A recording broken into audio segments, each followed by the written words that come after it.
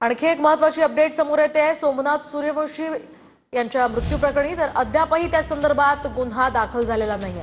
औरंगाबाद हायकोर्टाने गुन्हा दाखल करण्याच्या आदेशाची दिलेली मुदतही आता संपली आहे। पुढील लढाई न्यायालयापर्यंत आता लढणार असल्याचं सूर्यवंशी कुटुंबियांनी सांगितलंय।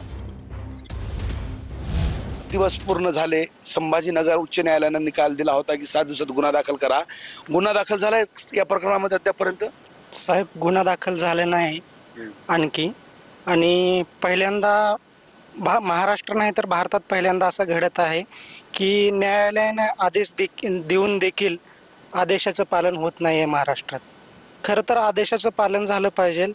आता आम्हाला कोर्टाने न्याय तर दिलेला आहे, पण असं जर सरकार जर दुर्लक्ष करत असेल, आमची दिशाभूल जर करत असेल, तर आम्हाला कोर्टाकडूनच आशा होती की आम्हाला न्याय मिळेल।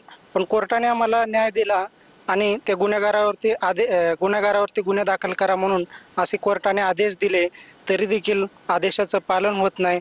मग आम्ही नेमकं न्याय मागायचं तरी कोणाकडे, हे आम्हाला प्रश्न पडलेला आहे। कॅमेरा पर्सन सय्यद खिजरसह नजीर खान, TV9 मराठी, परभणी।